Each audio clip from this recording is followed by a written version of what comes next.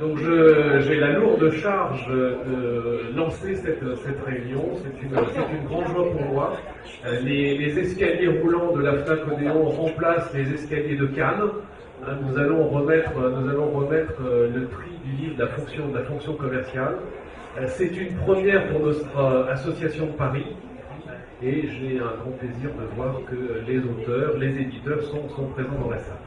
Nous avons décidé sur Paris de faire le prix du livre de la fonction commerciale. Alors, nous avons réfléchi à ceci, nous avons regardé comment faisait la Chambre de commerce et d'industrie pour organiser son prix. On a fait partie du jury en janvier pour voir comment ça se passait de l'intérieur. Nous avons déterminé des thèmes. Nous avons déterminé quatre catégories. Une catégorie outils et méthodes pour les vendeurs. Une catégorie commerce international. Une catégorie vente et marketing et une catégorie stratégie d'entreprise. Donc le fait de déterminer 4 catégories, c'est bien, mais c'est pas suffisant parce qu'une fois qu'on a déterminé ces catégories, on dit qu'il faut mettre des livres derrière. Comment est-ce qu'on va sélectionner ces livres? Et c'est là où la FNAC est entrée en ligne de compte avec leurs chefs de rubrique qui ont pu nous aider à déterminer 40 livres pour concourir sur ce prix. On a déterminé d'abord, est-ce que le livre est intéressant pour le lecteur? Est-ce que c'est un livre on va jusqu'au bout, ou est-ce que c'est un livre qu'on a acheté et qu'on met sur ça? Est-ce qu'il y a des informations qui sont riches? Est-ce que c'est intéressant au niveau du contenu, au niveau des informations?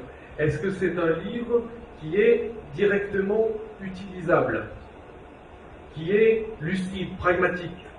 Est-ce que c'est un livre qui donne envie d'expérimenter les idées qui sont contenues à l'intérieur?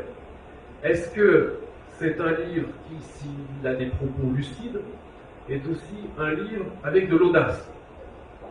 Est-ce que c'est un livre qui s'adresse à un public varié? Donc est-ce que c'est un livre accessible pour tous les commerciaux et pour les autres? Est-ce que c'est un livre qui a un impact sur l'écosystème? Est-ce que c'est un livre pour lequel on recommanderait de le lire? Donc, à l'issue de ces critères, tout le monde a fait son œuvre de lecture, on s'est réunis pour compiler, et on a aujourd'hui le plaisir d'avoir 4 livres qui ont été retenus. Dans la catégorie expérience, vente et marketing, le livre de Michel et Philippe Jean-Baptiste, le marketing online.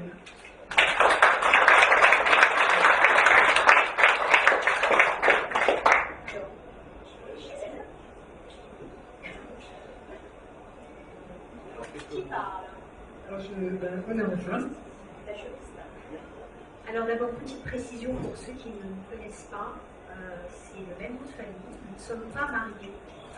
Je tiens à le préciser, quel dommage, c'est mon frère.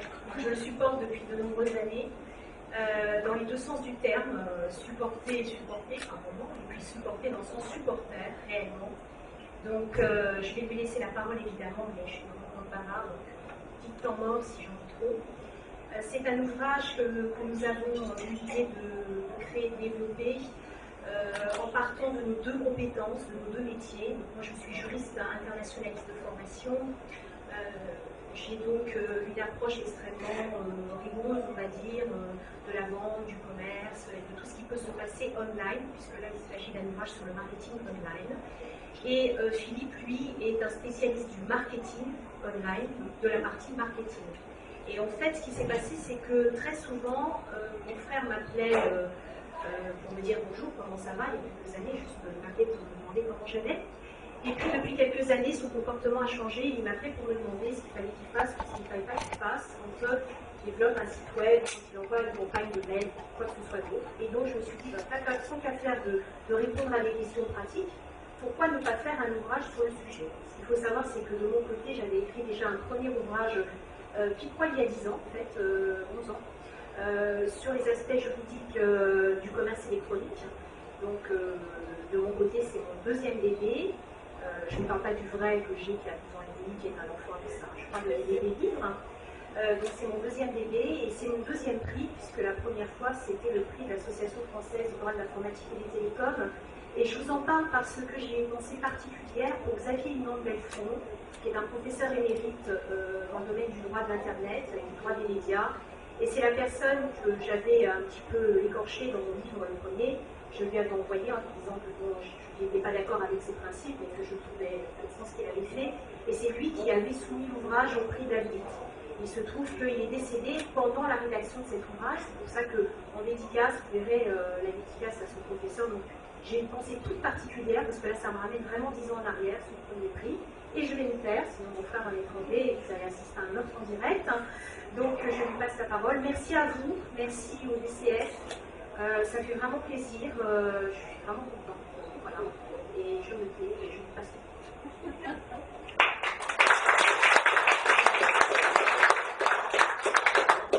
Donc oui, l'idée de ce livre, c'était de faire en sorte de pouvoir faire du commerce et du marketing, mais en toute légalité. Parce que c'est vrai que souvent les fonctions commerciales ou marketing ont des stress auprès des juristes, des affairistes qui martyrisent les cibles. Et donc l'idée était de pouvoir faire son travail tout en respectant les règles de droit qui sont de plus en plus nombreuses. Et c'est vrai qu'au quotidien, dans mon travail, on est confronté à des questions récurrentes sur ah oui, mais est-ce que si je fais ça, est-ce que c'est légal? Est-ce que je ne mets pas mon entreprise en porte-à-faux d'un point de vue juridique? Et donc l'idée était de pouvoir faire un échange très très pratique, action par action, avec je fais telle action, est-ce que j'ai le droit de faire ça? Oui, non. Est-ce que j'ai pas le droit de faire ça? Oui, non. Et donc l'intérêt de cet ouvrage, c'était vraiment de faire en sorte qu'on n'ait pas affaire à des juristes, on va dire, qu'on a l'habitude de rencontrer, qui en fait, quand on leur pose une question, est-ce qu'on peut faire quelque chose, répondent oui mais non.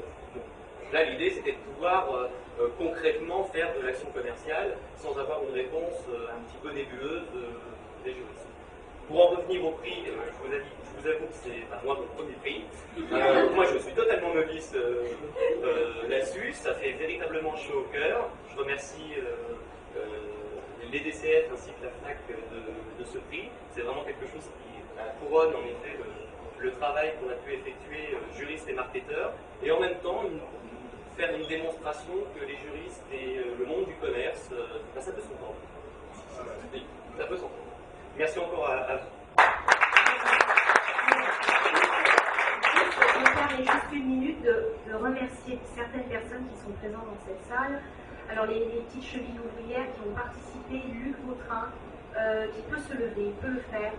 C'est les illustrateurs à qui nous devons les icônes qui sont dans le livre. Et nous avons travaillé, j'en parlais tout à l'heure à la pause avec les deux personnes de notre maison d'édition, je vais vous présenter dans 2 minutes.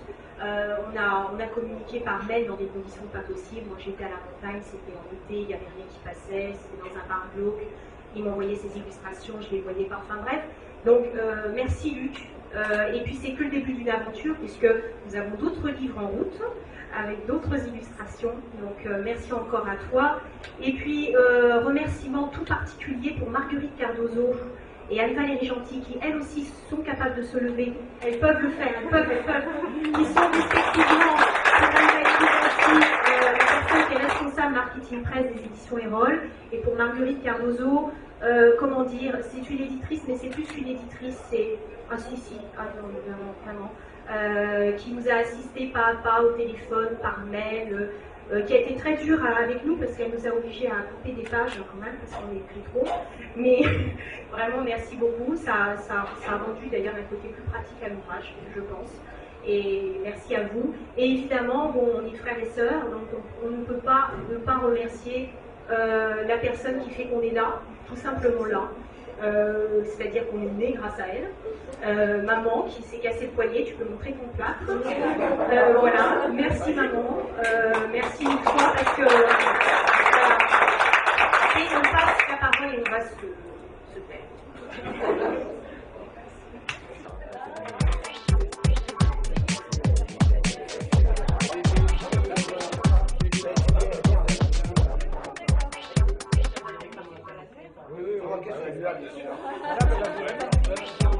Bravo. Non, c'est bien, super. Je n'ai pas mis les encore, mais je vais dire évidemment, bien évidemment.